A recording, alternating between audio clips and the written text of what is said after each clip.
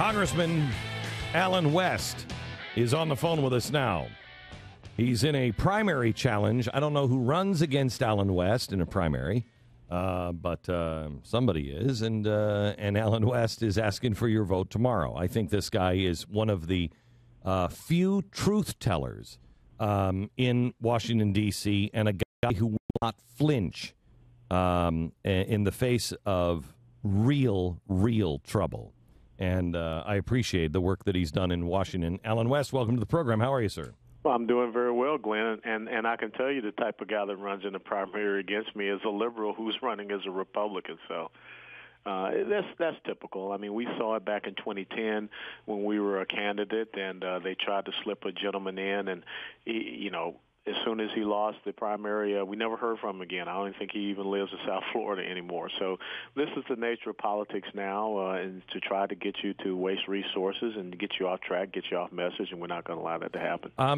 There's the NAACP says that they don't have a problem with an ad showing you punching a white woman. They say that's not racist at all. Well, you just got to understand that, Executive Director Hillary Shelton and really the leadership of the NAACP, they're nothing more than errand boys for the Democrat Party, and they're going to do anything to make sure that they have a voting electorate bloc that continues to follow along in lockstep like mindless lemmings for the liberal progressive policies and to include Barack Obama, even though you have over 14% unemployment in the black community. Black teenage employment over 40%. My wife Angela and I only represent 28% in the black community now, where children have mother and father in the homes. But and failing schools. Let's talk about the failing schools in many of these urban environments. But that's not their issue. They'd rather just go lockstep with this march to destruction for the community. Well, but that comes from a racist that would send Chick-fil-A to the black congressional caucus. Well, I was there, okay, and let me tell you, there was not one single sandwich or a piece of chicken or carrot salad left. So obviously they withheld their angst well after their bellies were full 6 months ago. So I found it very hilarious. 6 months ago that it comes out now. Yeah, that's absolutely asinine. But, when it's coming from the Huffington Post, they don't have, anything between their ears, so they got to look for something to write about. You have been very outspoken on everything that has been going on with the Muslim Brotherhood in our government. I am extraordinarily concerned about this. We're doing another documentary on this at GBTV. It's really disturbing what's happening. Yeah, you have to be absolutely right, and anyone can go back and read the 1991 exploratory memorandum that was uncovered in a basement in a house in Northern Virginia after an FBI raid, and it lays down the Muslim Brotherhood's objective for the United States of America. And we have many umbrella organizations, subsidiary organizations that the Muslim Brotherhood is the umbrella for, and you have to really be concerned about what you just saw happen in Egypt. Here in the last 24 hours, where President Morsi has, fired the two top generals, replaced the head of the military, and has suspended the constitutional amendment that the Supreme Military Council put in place before his inauguration. So, again, we see that also happen in Turkey, where President Erdogan went after the military and its leadership, and Kemal Ataturk had put the military in charge of making sure that Turkey stayed a secular state. So you see this movement all across the Middle East toward radical Islamism, and it's a sad thing that we have it happening right here in the United States of America, and we have a president, we have an administration that does not want to admit up to it. As a matter of fact, they're forcing the FBI and the military to whitewash terrorist training materials, and we still have not seen Major Nadal Hassan brought to trial, and I think we're going on close to 3 years. How much trouble are we in if Barack Obama is reelected? I think the country that we know as the United States of America will be on to a decline. And I believe that it is the intention of the left to see a decline of United States global influence and power and just try to manage that decline. When you look at the fact we have $16 trillion in debt, I think that debt is going to continue to grow. This talk about raising taxes on just the top two tax brackets, you already look across the ocean to France and you see a declared socialist, President Hollande, who is forcing people to leave. And this thing called liberal progressive socialism, we've had this discussion before, it's never worked anywhere in the world. And why would anyone think it's going to work here in the United States of America? So this is a turning point for our country. It's a decisive point, the election of November the 6th, and that's why I got to tell you, I'm really happy that Paul Ryan was picked because it's substance over style, and he will force the debate to be about policy and issues, which is something the Obama administration does not want. Well, that's what I wanted to ask you about, because I'll bet you at least a quarter, maybe half of this audience would have liked to seen you be the pick. Look, I've only been in this thing called politics or whatever for 19 months of my life. That's a good thing. But what I want to ask you is, what are your thoughts on Paul Ryan and Mitt Romney, and try to be as little as a politician as you possibly can. Oh, of course. You know me. Yeah. Well, Paul Ryan is without a doubt the intellectual epicenter of the GOP right now. There is no one that can debate him about the budget, about economic solutions to get our country on the way as far as lowering this deficit, lowering our debt.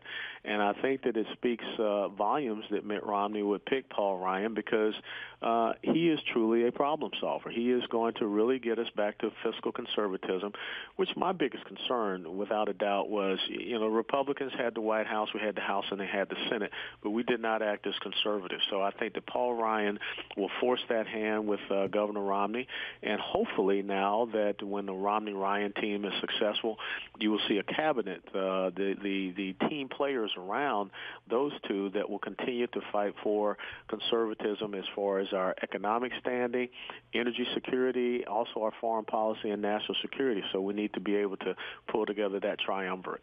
And just a real quick one, to see how far we've moved with the Tea Party.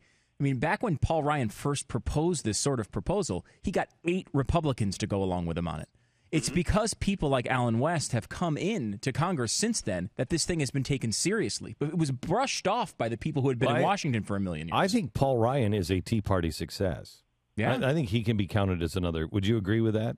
Yeah, I would. Absolutely so. I mean, he's a budget committee chairman, so, maybe he has to be a little bit careful about, his leanings or associations. I don't know. But when you look at his principles, he's clearly in line with fiscal conservatism, fiscal responsibility, limited government, individual sovereignty.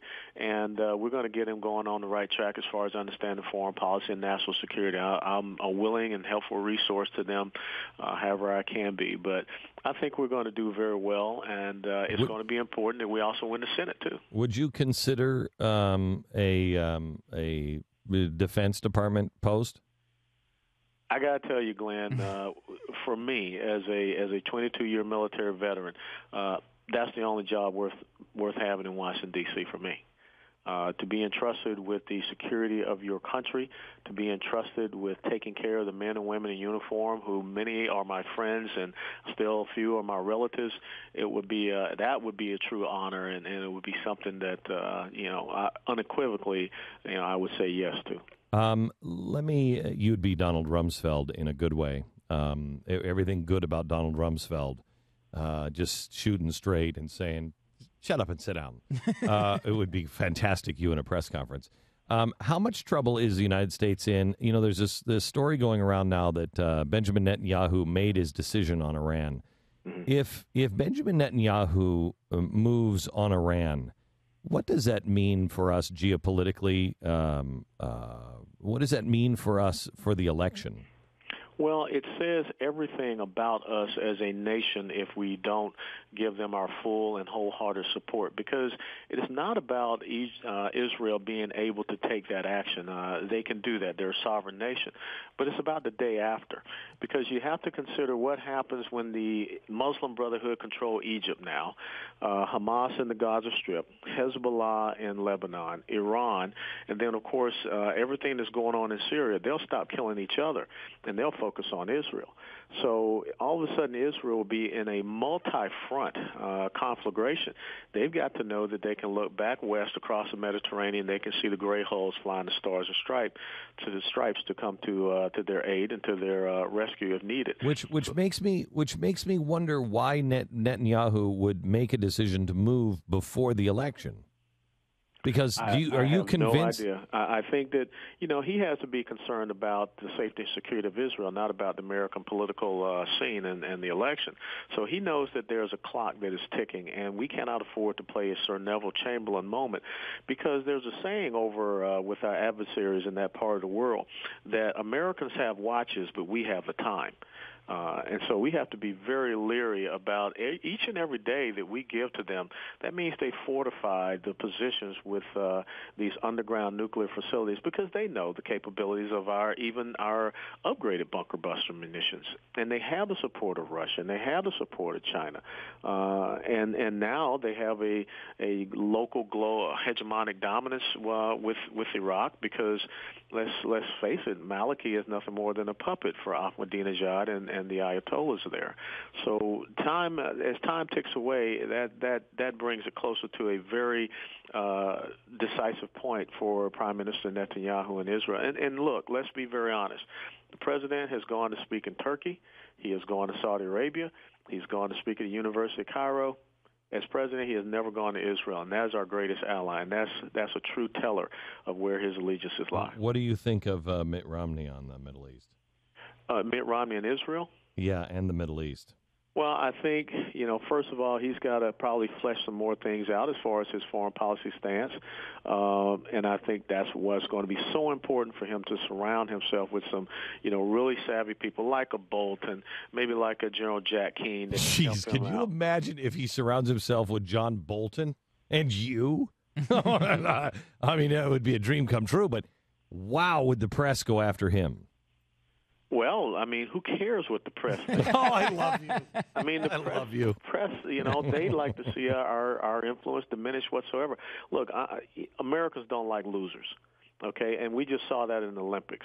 We saw, a record number of gold medals. I think we got 104 medals overall. Americans like winners.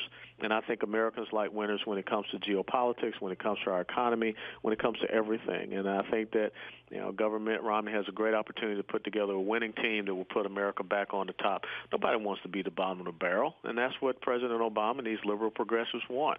I think it really is a reflection of the fact that they don't like themselves. But if that be the case, just stay at home and not like yourself. Don't try to make it, this country a country full of losers. Well, I don't know why anybody in Florida would be thinking about voting for anybody else, but there's a primary challenge tomorrow, and Florida, you've got to go in and vote for Allen West. He is a guy, a guy is effective when he is under fire as much as Allen West is, and this guy doesn't blink. You want a real fighter and somebody who can actually move things forward and articulate your point of view. It's Allen West. And, Allen, it's great to have you on the program. It's always a pleasure, Glenn, and thanks for all you do.